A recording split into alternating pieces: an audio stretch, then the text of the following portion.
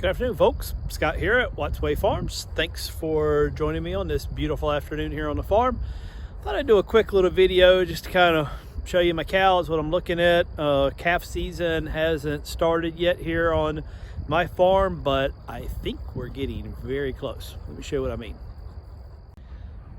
So the cow herd has made it to the very back of my 80-acre farm. I have, and I don't know if you can see it in the sun, but I basically have two paddocks set up right now. I've got this one on the right for my small calf herd, and then this one on the left for my main herd. And I'm actually have got it set up such a way that they are sharing the same water trough. I just run a line down the middle and they can drink from both sides. And I did put, if you can see in this video, let's see if I can zoom in a little bit.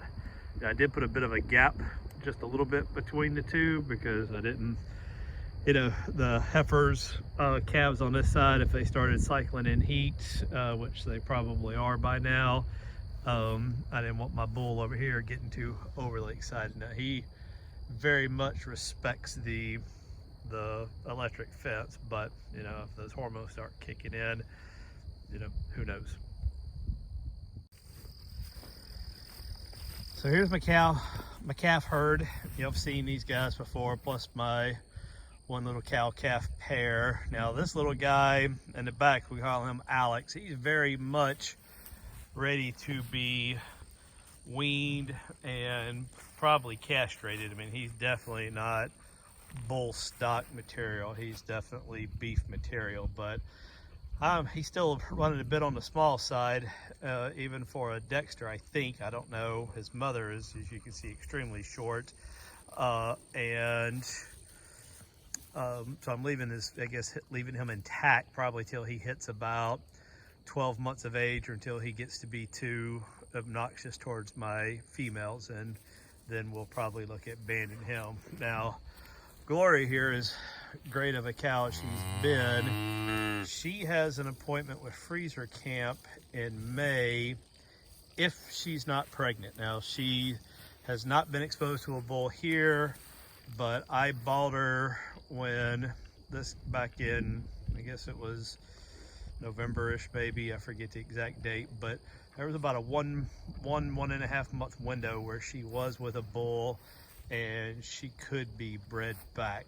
So if she is, obviously I will make that call. And I've already told the processor who I got a date, and you know, I don't want to schedule a date with a processor and then cancel out of it.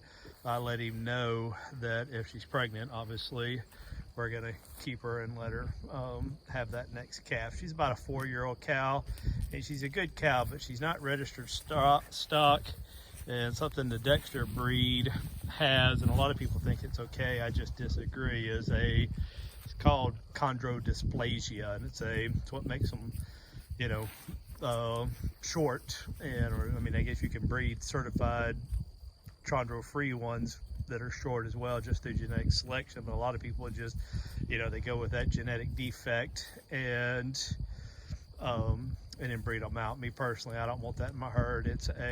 She already walks. If you look at one of my earlier penguin, I think, video is what I called it, you can see that she walks funny already on that back hip of hers, and I just think that's I haven't had her tested, but that's a pretty sure sign that that's what she's got. And I just don't want to subject her to a life of basically pain, and kind of reminds me of like trying to live with arthritis. So she will not, if she's pregnant this time, this will be the last time.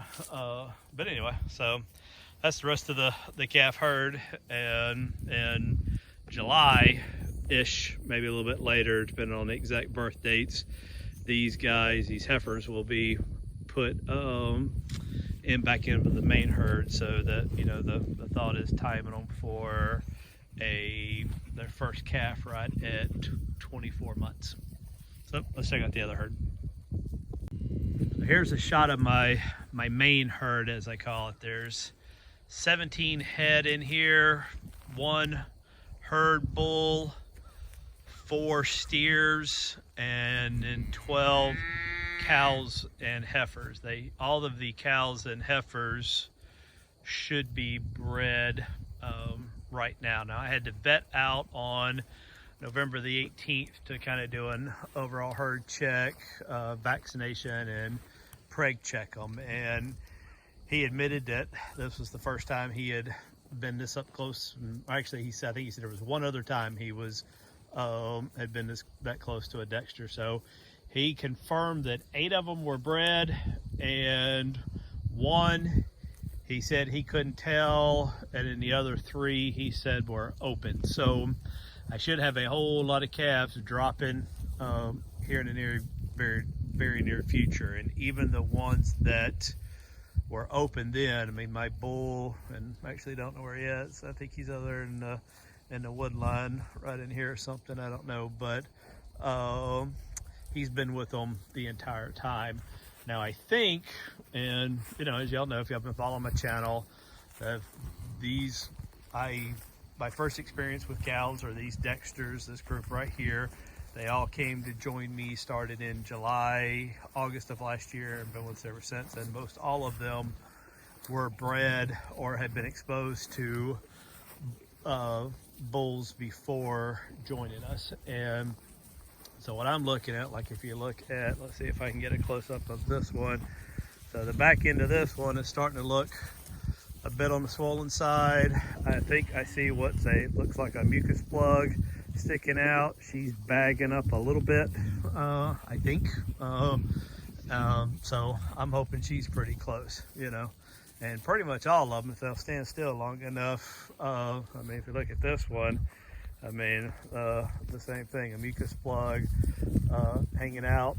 Got, you know, literally hay hanging off of it, and where she's been, I guess, laying down. So I'm expecting, you know, something out of her pretty soon as well. And now she's not a heifer, so this, I don't know, I think this will be her 2nd or 3rd calf. I forget, I'd have to check my records. Yeah, here's another one from the front on 925. I forget her name. I mean, she's starting to look pretty round on that right hand side. I think that's where they carry the calf. I understand the rumen is on this left side and the calf is on this right side. And unfortunately my cows are all docile and friendly, but none of them will let me get really close enough to them to kind of touch and feel on them and see. And here's another one. She walks by, you see it's got a very mucusy looking discharge on her back end as well. So, you know, I've got the ear tags ordered. I hope we're ready. I think, you know, I'm hoping very soon to have some calves on the ground here, as you see. I mean, there's another one. It may be the same one we just looked at, but and then look at this one from the back side. I mean, so her left side, her rumen, is, well, heck, I would almost think that would be a baby. Oh, that's the one I meant to show you. So that one, I mean, these are some fat cows, and so I'm expecting calves very soon. I mean, these cows are, I mean, if you look at this one, like I said, she is fat, and these cows have not been fed any grain. Heck, they hadn't even been really given any range cube for the last several weeks. I do use range cube as a little bit of a treat to keep them bucket trained if I need them, you know, to get close to me, whether like during the summer treating them, you know, for flies or, you know, or whatever, for just to count them. And we like to give them treats. So like I said, I very hopeful that here in the near future I'll be showing you some videos of some calves. Like I said, they're on this is their final paddock. This is about a 2.5 acre paddock, like I've been doing. I'll be honest, we do very much in the summer do the daily rotations, but you know, during the winter, it just, because there's just not much pasture for them, I found it's easier for me, at least from just a herd management, to put them in a bigger paddock and then And I do both. I put a hay bale and a hay ring, which is right over the top of this hill, and usually I put it where I've got no grass or a place of the woods I just cleared and it's nothing but brambles just to kind of put on the ground. But I do that, but then I also roll out, a bit of hay at a time to feed them that way, so they don't, so they're not hurting for much as far as food. Now, I did put a protein tub out for these guys because their manure, which I think it's looking much better now, was looking very fibrous. It was very rigid, almost looked like a big fat black sausage or something, and I believe that was due to them not getting enough protein. So the hay may not be as high quality as I would hope. So the protein tub, I think, helped fix that pretty quickly. So anyway, so this is my herd. Like I said, I'm hoping that their next move, they'll be here for probably another week or two. I'm hoping by April 1st to move all the way back up to the front of the property and start their daily rotations. It's March 10th now, so let's put them in here for a few more weeks. That may be longer than this little bit of area can support, but we shall see. So hope you're having a great day. Thanks for joining my video or watching my video. I hope you join me again soon. As soon as these calves start dropping, I promise you I will be filming it, sharing it, and letting us all experience together. Have a good day. Talk to you soon.